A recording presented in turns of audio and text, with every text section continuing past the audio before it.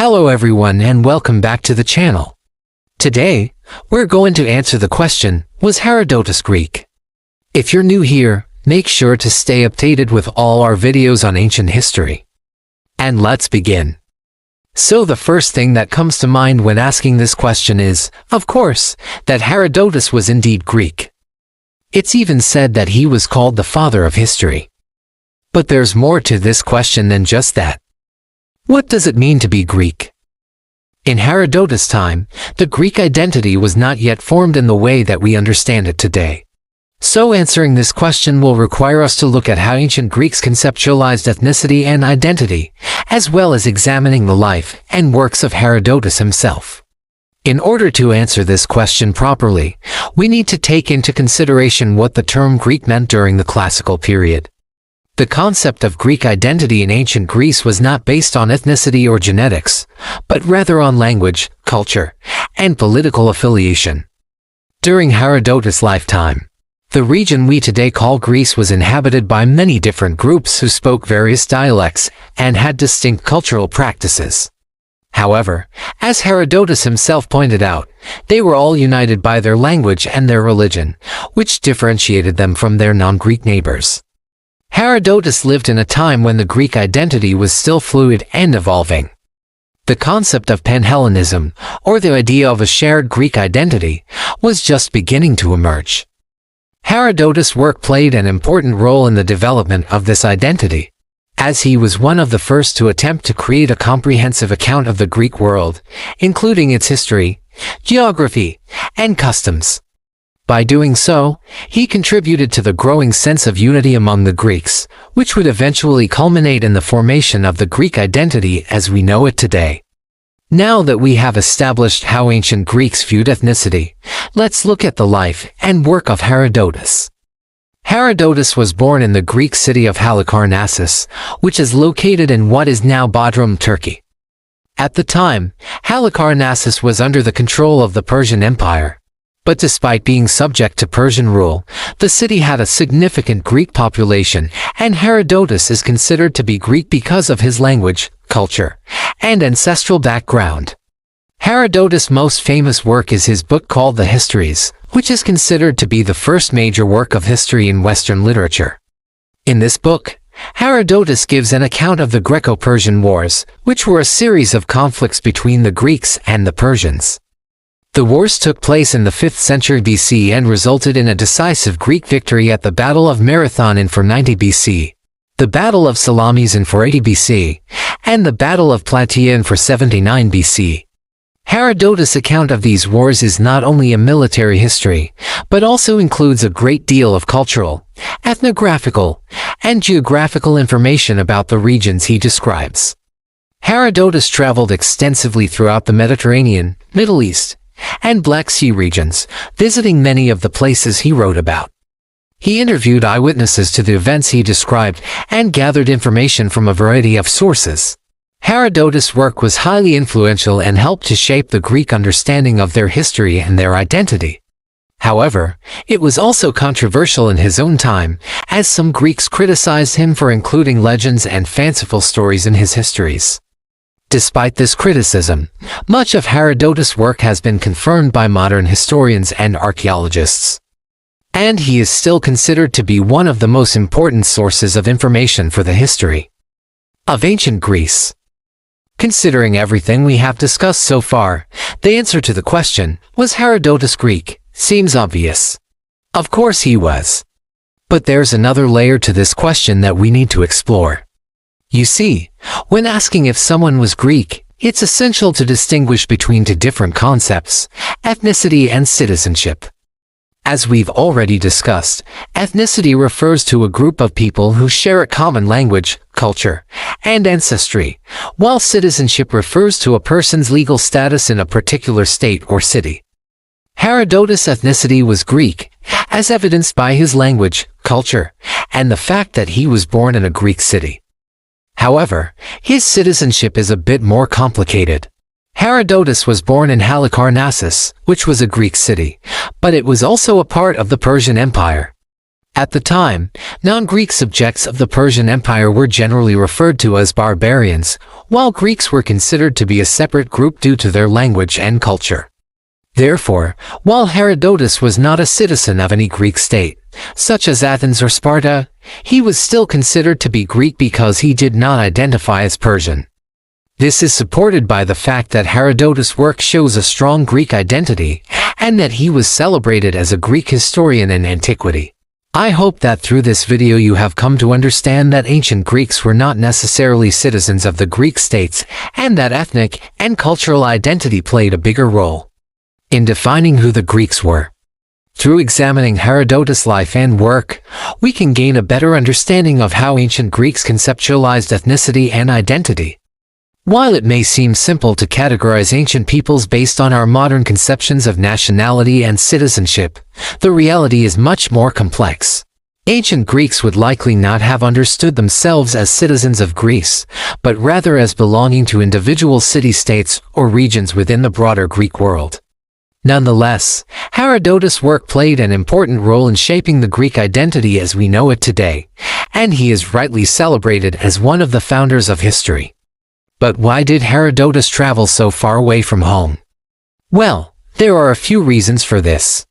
First of all, Herodotus was a curious man who was interested in learning about other cultures and ways of life. He was fascinated by the diversity of the human race and wanted to see and understand it firsthand. Additionally, Herodotus was a historian, and he was interested in recording the history and geography of the Greek world. By traveling to different regions, he could gather information about their past and present and create a comprehensive account of the Greeks and their neighbors. Finally, Herodotus was also a merchant, and he likely used his travels to promote trade and exchange between different regions. By establishing connections with people from different cultures, he could help facilitate the flow of goods and ideas between them. Overall, Herodotus' decision to travel was driven by his curiosity, his desire to learn, and his interest in connecting with people from different cultures. His travels would ultimately lead him to become one of the most important writers of the ancient world, and his work would have a lasting impact on history and geography. And we can thank him for that, because without his extensive research and writing, our understanding of the ancient world would be much more limited. But why did Herodotus write his histories? Well, there are a few reasons for this. First of all, Herodotus was inspired by the Greco-Persian Wars, which were a series of conflicts between the Greeks and the Persians. He wanted to record the history of these wars and the stories of the brave men and women who fought in them. Additionally, Herodotus was interested in the cultures and customs of the different peoples he encountered on his travels, and he wanted to share them with his readers. In his histories, he describes not only the wars and battles, but also the art, religion, and daily life of the people he met. Finally, Herodotus was also a philosopher, and he believed that it was important to understand the causes of events and the motivations of individuals. In his histories, he explores the reasons why certain decisions were made and the factors that led to specific outcomes. Overall, Herodotus' decision to write his histories was driven by his desire to record the past, his fascination with different cultures, and his philosophical curiosity about the causes of events. His histories would ultimately become the first major work of history in Western literature and would have a lasting impact on the study of history itself. Was Herodotus Greek? Well, the answer is yes. Herodotus was indeed Greek. He was born and raised in the Greek city of Halicarnassus, which was located in what is now Bodrum, Turkey. Although Halicarnassus was ruled by the Persians at the time, Herodotus identified as Greek because of his language, culture, and ancestral background. Despite being a non-citizen Greek, he is considered the father of history for his pioneering work in historical writing, particularly his book called the Histories, which gives an account of the Greco-Persian Wars. Herodotus' work not only shaped the Greek understanding of their history and their identity, but also laid the foundation for the genre of historical literature. His approach to history, which combined narrative storytelling with historical and geographical research, was highly influential and paved the way for future historians. So yes, Herodotus was Greek. a title bestowed upon him by virtue of birth, culture, and intellectual contributions. His work continues to be studied and admired today, and he remains an iconic figure in the history of literature and historiography. Thank you for watching this video. If you enjoyed it, please remember to like it and subscribe for more updates on ancient history. And if you have any thoughts or opinions on Herodotus and his work, feel free to comment down below. We would love to hear from you. Until next time, happy learning. Hello, welcome to my channel. Today we are going to look at the ancient historian Herodotus and how he changed the world by making history a thing. We're going to look at 3 of his most significant contributions. But before we do that, if you like ancient history and learning about it through the lens of religion, then be sure to subscribe so that you never miss an upload. Number 1, he is the father of history. In this video, I want to make it clear that when I say Herodotus changed the world, I am not talking about how he personally affected the world while he was alive. I'm talking about the lasting effects he had on the world after he died. And no better place to start than by giving him his well-deserved title of Father of History. The word history literally means inquiry in Greek, and Herodotus used this term to describe what he did, investigating and writing about the past. However, unlike those who came before him, Herodotus didn't just write down whatever myths or legends he was handed. Instead, he went out and collected information from people firsthand, investigated different accounts and cross-referenced his sources. This systematic approach to collecting and organizing information about the past is what sets Herodotus apart and earns him the title of Father of History. Herodotus was the first historian to attempt to collect all of the relevant information for his topic and then arrange it in a coherent narrative. This is distinct from earlier methods of simply copying down whatever stories were circulating. It was also a stark contrast to contemporary historians whose writings were mostly concerned with praising great men or recording official records. Herodotus pioneered a new way of understanding the past by asking questions like why did things happen, and how did they come to be? By attempting to explain the causes and consequences of historical events, Herodotus elevated history beyond just a record of facts and figures. It became a story that could be understood and learned from instead. Now, you might be wondering, well, why didn't the Babylonians or the Egyptians do this sort of thing if it originated with Herodotus? Well, it's true that ancient civilizations certainly recorded their histories. And Herodotus himself mentions doing research in other libraries, such as Babylon. But there is a difference between creating clay tablets that list kings and their accomplishments and what Herodotus was doing. Let me explain. For example, the Babylonian Chronicle of Nabonidus records the military campaigns and building projects of the Babylonian king Nabonidus. On the other hand, Herodotus wrote the Histories, a 9-book series that narrates the Greco-Persian Wars from the Greek perspective. These two are not comparable because one is a simple record of a single ruler's accomplishments, whereas the other is an in-depth investigation of a major conflict between 2 nations. So even though Herodotus wasn't the first person to ever record history, he was the first person to make history a thing, if you will. He changed history from being something that happened to being something that was investigated, written down and studied. No, too, he wrote the Histories. Now that we've established that Herodotus was the father of history, let's talk about his magnum opus, the Histories. This massive 9-book series tells the story of the Greco-Persian Wars, a series of conflicts in the 500s BC between the various Greek city-states and the Achaemenid Empire, also known as the Persian Empire. It covers everything from the rise of the Persian Empire, the failed invasion of Greece in 492 and 490 BC, the Greek victory at the Battle of Marathon, and then concludes with the aftermath of the battle and the peace that followed. But Herodotus doesn't just focus on battles and important political events. He also goes into great detail about the customs, culture, and geography of the peoples he writes about. He gives descriptions of clothing, food, religious beliefs, and even urban planning. And he doesn't just write about the Greeks. He also includes information about the Persians, the Lydians, the Egyptians, the Babylonians, the Scythians, the Carthaginians, the Celtiberians, the Indians, and many others. This makes the Histories not just a war story, but a kind of encyclopedia of the ancient world. As historian Donald Kagan says, if one wished to learn as much about the non-Greek peoples as Herodotus tells us about them, one would need to know nothing else. However, despite the fact that Herodotus was incredibly thorough in his research, the Histories isn't just a dry list of facts and figures. It's actually quite readable and engaging. Herodotus has a great sense of humor and he uses it to great effect throughout his work. He also has a talent for storytelling and he uses that to bring his characters to life. Another thing that makes the Histories such a fascinating read is the fact that Herodotus was willing to go where no Greek had gone before. He traveled all over the Mediterranean and beyond, visiting Egypt, Babylon, Scythia, and even India. He interviewed people from all walks of life, from kings and queens to slaves and prostitutes. And he was willing to believe anything if it was well attested. This openness to different cultures and ideas is what makes Herodotus such an important figure in the history of history.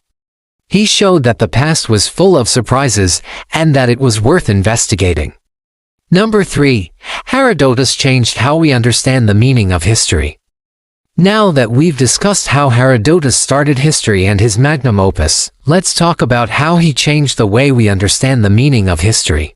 Herodotus took a broad and inquisitive approach to his work, aiming to explain the causes and consequences of historical events.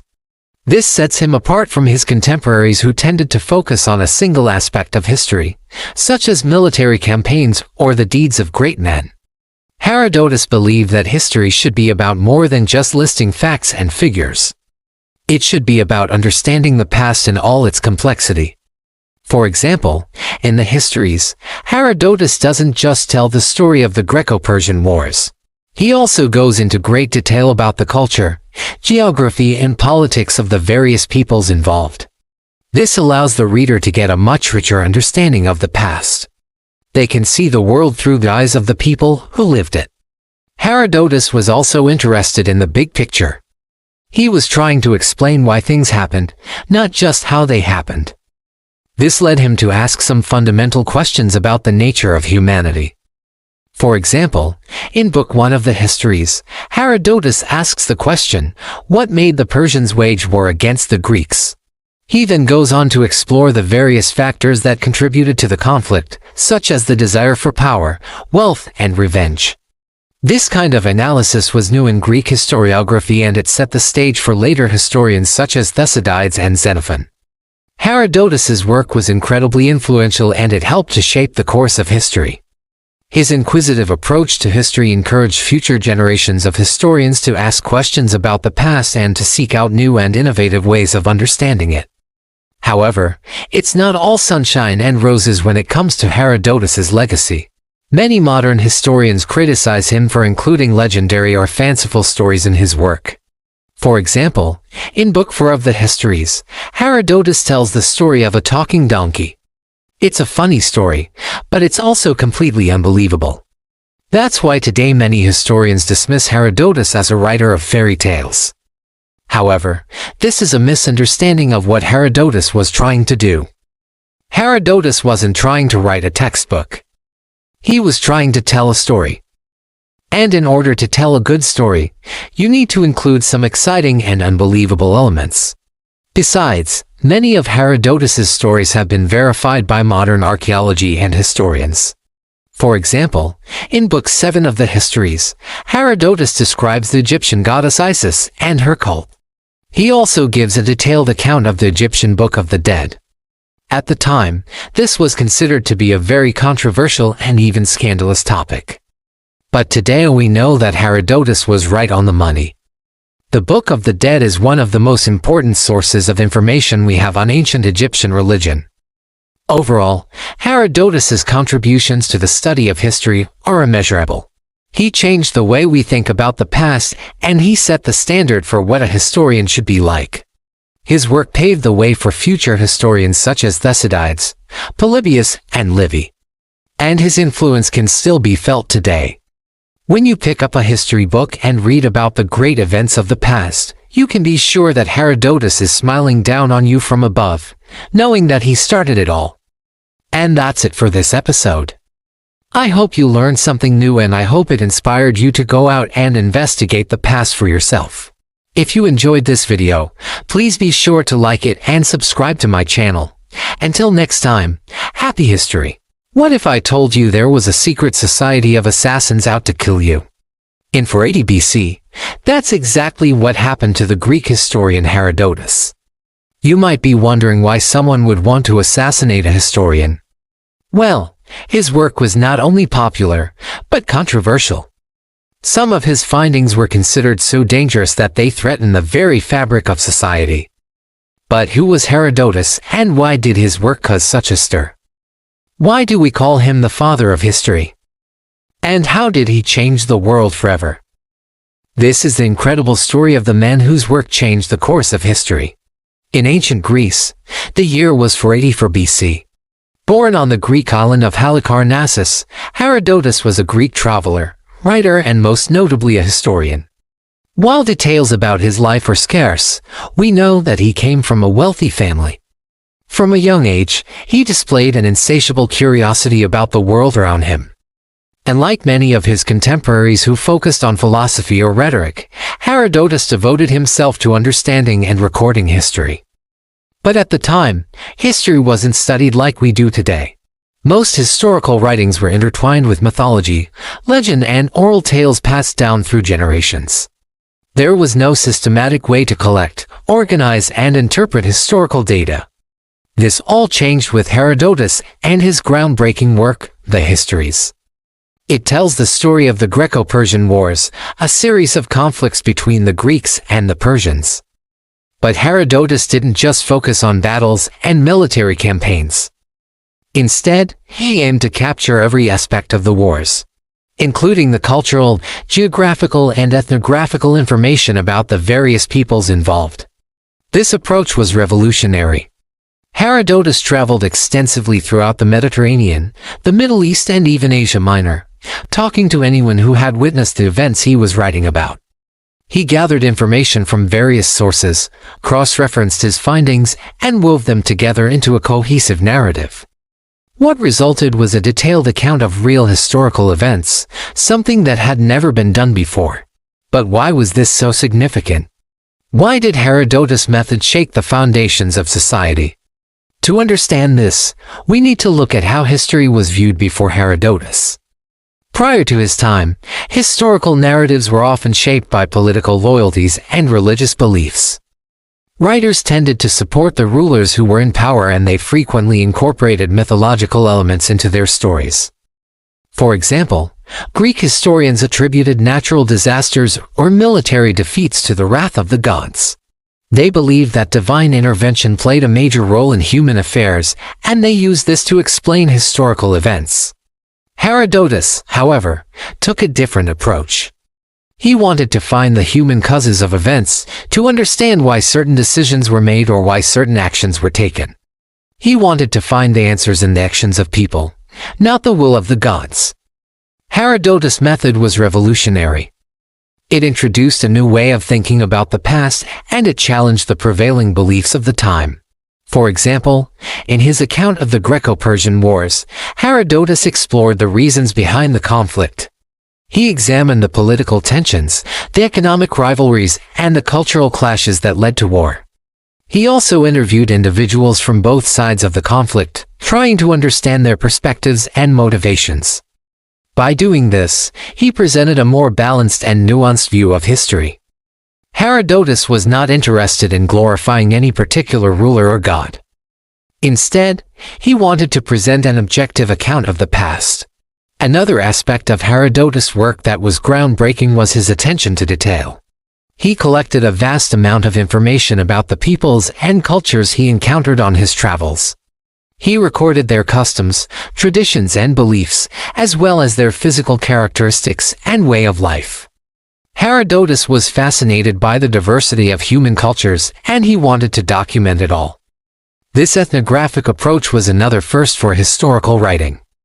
Despite its groundbreaking nature, the Histories was not without its critics. Some people found Herodotus' ideas and theories controversial, and they accused him of spreading dangerous ideas. One of the main criticisms leveled against Herodotus was that his work was too critical of the Persians. Some Greek intellectuals, particularly those in the city of Athens, had a strong anti-Persian bias. They demonized the Persians as a barbaric and uncivilized people. Herodotus, however, presented a more balanced portrayal of the Persians. He acknowledged their cultural achievements and their administrative efficiency, and he criticized the Greeks when he felt they were in the wrong. This more nuanced perspective was seen as a threat by some in Athens, who accused Herodotus of being pro-Persian. For instance, in his account of the Battle of Marathon, Herodotus praised the Athenian democracy and the courage of the Athenian soldiers. But he also criticized their hubris and their tendency to underestimate their opponents. He wrote, "The Athenians were elated by their victory over the Medians and became arrogant and overconfident." This willingness to criticize one's own people was seen as disloyal and subversive by some Athenians. They accused Herodotus of trying to undermine Greek morale and weaken their resistance against the Persians. Furthermore, Herodotus' work also challenged religious beliefs and practices. He questioned traditional explanations for natural phenomena and human behavior, and he explored alternative theories. For example, he challenged the belief that earthquakes were caused by the wrath of Poseidon, the Greek god of the sea. Instead, he suggested that earthquakes were caused by natural geological processes. Such skepticism towards traditional beliefs and practices was seen as a threat to the religious establishment, and some religious authorities accused Herodotus of impiety and heresy. But perhaps the most controversial aspect of Herodotus' work was his willingness to question traditional historical narratives. He challenged the accounts of the early Greek historians, and he offered his own alternative explanations for important events. For example, he challenged the traditional explanation for the origin of the Olympic Games. According to legend, the games were founded by the mythical hero Theseus. Herodotus, however, claimed that the games were actually started by the Spartans as a way to honor their dead soldiers. This questioning of traditional narratives was seen as a threat to the authority of the elders and the ruling class, who had traditionally controlled the narrative of the past. They accused Herodotus of being a troublemaker and a provocateur, stirring up discontent and undermining the social order. But despite the opposition he faced, Herodotus continued to write and publish his history. He was determined to share his vision of the past with the world. The backlash against Herodotus was intense. He was ostracized by many of his contemporaries, and his work was banned in some cities. But over time, his work began to gain a wider audience. Other historians and scholars started to appreciate his innovative methods and his willingness to challenge conventional wisdom. Today, we remember Herodotus as the father of history. He was the first historian to systematically collect, organize, and interpret historical events. He was also the first historian to take an objective and unbiased approach to history. He was not afraid to criticize those in power or to question traditional beliefs and practices. One of the most important contributions of Herodotus was his emphasis on the importance of understanding the human causes of events. He believed that history was not simply the result of chance or fate, but that it was shaped by the actions of people. He explored the motivations and desires of individuals and how their actions led to significant historical events. By doing so, he laid the foundation for a more scientific and analytical approach to history. Another important contribution of Herodotus was his attention to detail. He gathered a vast amount of information about the peoples and cultures he encountered on his travels. He recorded their customs, traditions, and beliefs, as well as their physical characteristics and way of life.